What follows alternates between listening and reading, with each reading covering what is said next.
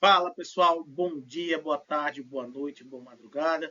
Estamos aqui para mais uma aula e o assunto da aula de hoje é domínios morfoclimáticos do Brasil.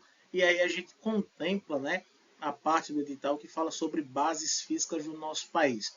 Lembrando, pessoal, antes da gente começar a nossa aula, que a partir de hoje, tá, na descrição das aulas, terá um link que você poderá clicar e fazer o download de todo o material usado até hoje aqui nas nossas aulas.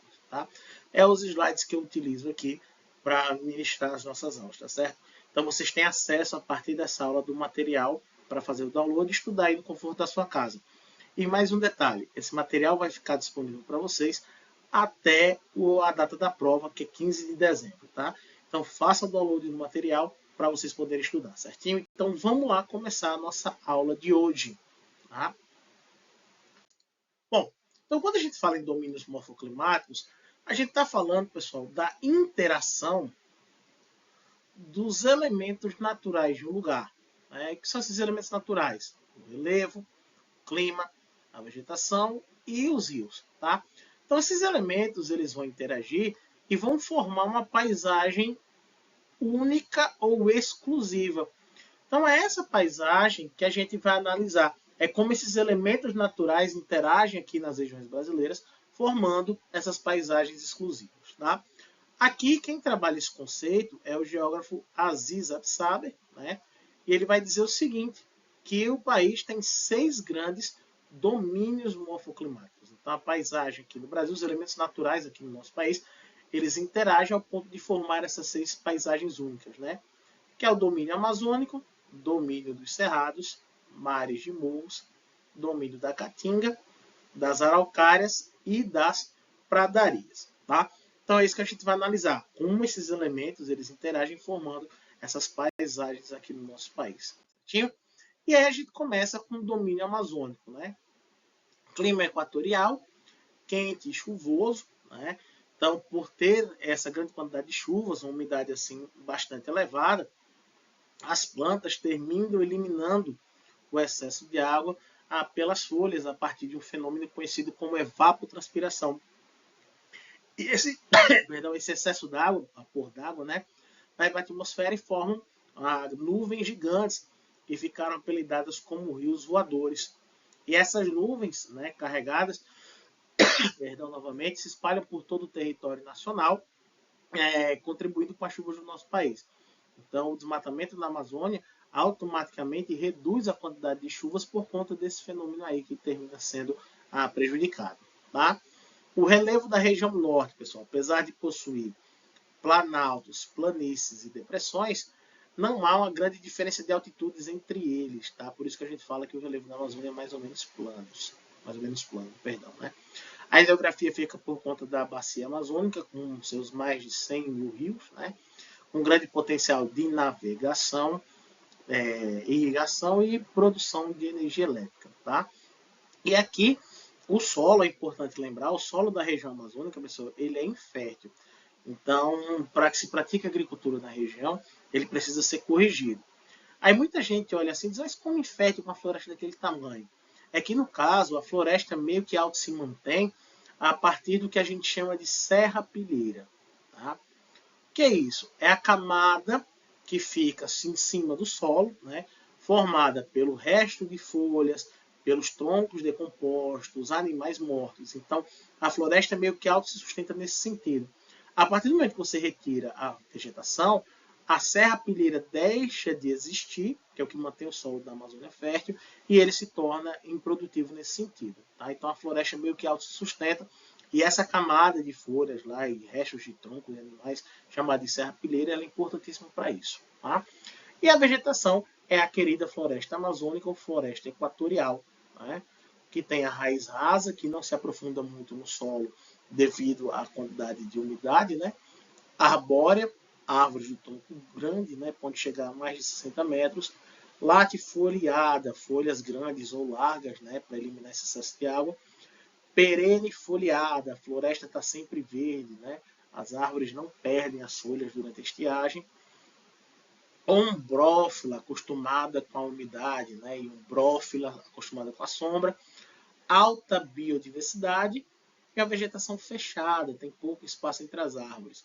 Também está dividido em 3 substratos, né? A mata de igapó, que fica sempre coberta pela água, a várzea, que vai ser coberta pelas águas no período das cheias, e a mata de terra firme, que nunca é tocada pela água, né? E nos últimos anos, o domínio amazônico está seriamente ameaçado pelo desmatamento, que tem crescido muito na região, junto com as queimadas, né? Motivado pela expansão agropecuária. A gente também tem poluição e os garimpos ilegais, que também fazem parte aí desse grupo de ameaças ao domínio amazônico, tá certo? E é o maior domínio do Brasil, ocupando aí quase metade do território nacional. Em seguida, a gente tem, né, o domínio dos cerrados. Os cerrados têm clima tropical, né, que é um clima quente, com inverno seco e, obviamente, com verão chuvoso, tá? Preciso lembrar. E no caso do queimado, cerrado, perdão, há um destaque aqui para as queimadas e que em sentido. As queimadas no cerrado, pessoal, elas ocorrem naturalmente para que a vegetação possa se reproduzir. Então, tem plantas no cerrado que só soltam as suas sementes mediante o calor do fogo. Isso acontece, pessoal, de forma natural no cerrado e é necessário para que haja renovação da vegetação. Tá? É tanto que a fato da vegetação ter casca grossa no cerrado é em virtude disso. Porém, nos últimos anos, a ação humana tem interferido nessas queimadas. Ao invés de ser algo natural, tem se tornado um problema ambiental gravíssimo, diga-se de passagem, certo? O relevo basicamente fica por conta do Planalto Central, né, serras e chapadas, que funcionam como divisor de águas. Então, é mais ou menos o Planalto Central, a região do Cerrado, que distribui as águas pelo nosso território, né? E a importância do Cerrado para nós é que grande parte das nascentes dos principais rios brasileiros está aqui nessa região, tá? Então, o Cerrado ele tem importância disso, porque ele conserva as nascentes dos nossos rios. Então, destruir o Cerrado é destruir esses rios, certo? E aí você já deve ter ouvido falar que o Cerrado, a importância dele é por ser uma floresta invertida, né? Como as raízes são muito profundas, ajuda a armazenar a água das chuvas, né? Proporcionando aí o carregamento das nascentes. O solo é ácido, precisa de bastante correção para a prática agrícola, né? Principalmente um processo chamado de calagem, e a vegetação é o cerrado, que também pode ser chamado de savana, que possui raiz profunda, né, para pegar água do subsolo, porque tem esses períodos de seca. A vegetação é de médio porte, né, por isso a gente fala herbácea arbustiva. Folhas pequenas, as com folheadas. Na época da estiagem, as folhas caem. Vegetação tropófila, que é a questão de ter essa alternância de estações bem definidas. Alta biodiversidade e aberta, né? Grande espaçamento entre as árvores. Aí o cerrado tem o que a gente chama, né, de algumas variações ou formas, o campo limpo, né, o campo sujo, os campos cerrados e os cerradões. Aqui vai ser a ausência ou presença de árvores, tá certo? E o que ameaça o cerrado hoje? As queimadas provocadas pela ação humana, que se tornaram um problema ambiental seríssimo, o desmatamento, ambos provocados pela expansão agropecuária, e o cerrado se tornou aqui o que a gente chama de hot spot, tá? Ou seja, o cerrado está ameaçado de extinção, certo? E hoje restam apenas 30% da cobertura original do cerrado, tá? Então é algo importantíssimo a destacar. Depois a gente tem a Caatinga, que é o terceiro maior domínio do nosso território, né, ocupando 11% do nosso país. A Amazônia ocupa 45%, né, o Cerrado ocupa 25% e a Caatinga 11%, totalizando aí 81%, né, são os 3 maiores domínios do nosso país. A Caatinga tem clima semiárido, que é quente e seco, né? E a gente tem, além da estiagem, os períodos de seca. E aí não confundir seca com estiagem. Estiagem é o período normal que a região fica sem chuvas, e seca é quando esse período ultrapassa a normalidade, né? Há uma variedade de formas no relevo do domínio da Caatinga. A gente vai ter basicamente como forma principal a depressão sertaneja. Dentro dessa depressão sertaneja, a gente vai ter os icebergs, né, que são aqueles morros nas paisagens secas, e o pé de plano sertanejo, né, que na depressão eu tenho áreas secas e planas. Então são formas que compõem aí o relevo da Caatinga. A hidrografia vai ser basicamente formada por rios temporários ou intermitentes, que são aqueles que secam durante a estiagem, com exceção do São Francisco, que é o rio perene, que vai cortar, né, o semiárido e que vai garantir aí, né, a possibilidade de desenvolvimento da agropecuária e melhoria de vidas para a população. O solo da região é raso e pedregoso, isso aqui a gente vai encontrar muito na literatura. E a gente vai ter a vegetação da Caatinga como destaque. Percebam aqui, pessoal, que quase todos os domínios eles levam o nome da vegetação, até porque é o elemento mais marcante desses locais. Quase todos, viu? Por isso que a gente fala assim, aí sou até meio esquisito, mas não é Caatinga? Então a vegetação da Caatinga, quase todos levam o nome da vegetação, certo? Então a Caatinga possui raiz profunda, vegetação de médio porte, folha pequena, perde as folhas na estiagem, vegetação adaptada à seca, alta biodiversidade, a vegetação aberta, né? Lembrando que eu não concordo muito com esse termo, não. E a Caatinga tem dois estratos, né? A Caatinga pouco seca, que a gente vai chamar de hipoxerófila, e a Caatinga super seca, que a gente vai chamar de hiperxerófila. E hoje o bioma Caatinga, pessoal, está intensamente ameaçado pelo processo de desertificação, tá? E aqui o processo de desertificação ele é promovido, pessoal, pelo intenso desmatamento. Então, o que acontece aqui? Quando você retira a vegetação da Caatinga, certo? Você está promovendo a formação de desertos. E no caso da desertificação, perdão, a gente já conclui que é um processo irreversível. Que é irreversível, a gente fala, porque ele ia demorar muito tempo para a Caatinga e as condições locais poder se recompor, tá? Então, o desmatamento tem transformado áreas de Caatinga em deserto. E a desertificação ela já avançou em alguns pontos do nosso país, chegando a atingir 10% da área do território da Caatinga. Então, muita coisa aqui já virou deserto. Inclusive, em alguns lugares aqui no Brasil já se tornaram desérticos, né, inaugurando os primeiros desertos aqui do Brasil por conta do desmatamento e áreas aqui do bioma Caatinga, tá? Então é importante destacar esse detalhezinho aqui, certinho? Depois do domínio da Caatinga, a gente tem o domínio de mares e morros, certo? Então, aqui está um domínio que não leva o nome da vegetação. Então, o clima é tropical úmido, ou tropical litorâneo, ou litoral costeiro, né? É quente e chuvoso. Tá?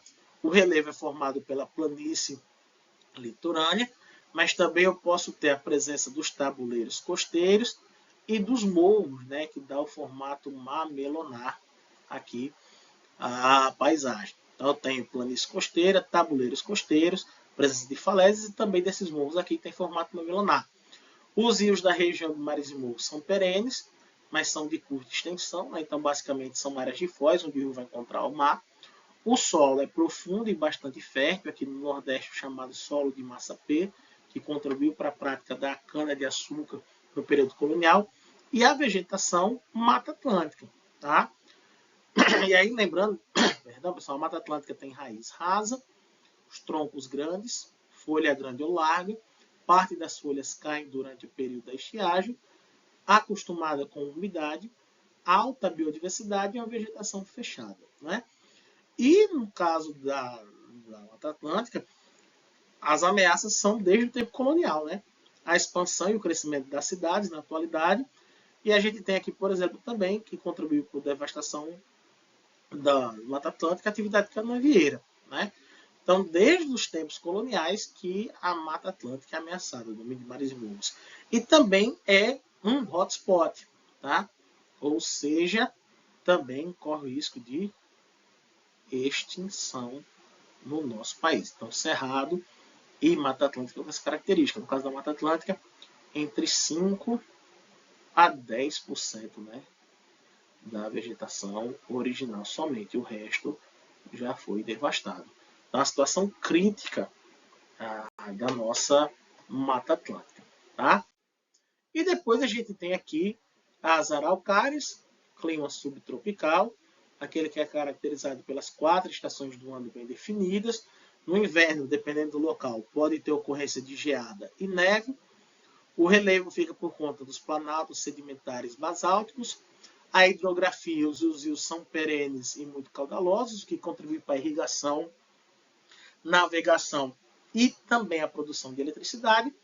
O solo também é profundo e fértil, no caso aqui é o solo de terra roxa, formado a partir de erupções vulcânicas que nós tivemos no nosso território, lá nas eras geológicas antigas, principalmente no Mesozoico, né?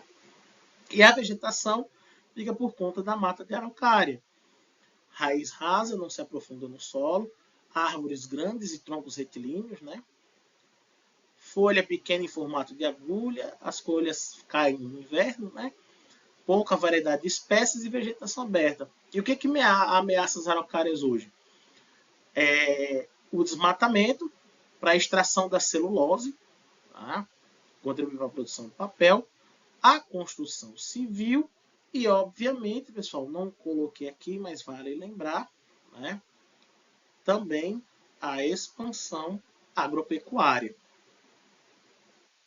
Uma vez que o solo dessa região é muito fértil, né, o solo de terra roxa, e aí a floresta vai dando espaço, né, para o cultivo de café e de soja também, tá certo? E aí a gente tem para os campos, né? Os campos também, clima subtropical, 4 estações do ano bem definidas, também pode ter ocorrência de geada e neve, e o relevo aqui, pessoal, vai ficar por conta das coxilhas, perdão, que são morros, né, em caráter ondulado, umas ondulações que a gente tem no terreno, por conta do término do Planalto brasileiro. Então ele vem terminando, a costa dele vai ficando mais suave, vai formando esses morros. Os rios dessa região também são perenes, né, eles não secam durante a estiagem, caudalosos, você também tem um volume d'água. O solo também é muito fértil, o que favorece a agropecuária. E a vegetação, né, são as padarias ou campos. Como ela é formada por gramíneas, se torna basicamente um pasto natural. E o que ameaça os campos no Brasil? A expansão agropecuária que promove, né, a retirada dessa vegetação. Tá certo? Bom, então é isso, pessoal. A gente vai ficando por aqui, né? Na nossa próxima aula, a gente já tem resolução de questões sobre bases físicas do Brasil, todas as questões da banca IBFC, né? Para a gente já entrar no clima, né, da prova. Então, até o nosso próximo encontro. Valeu, pessoal. Um abraço a todos.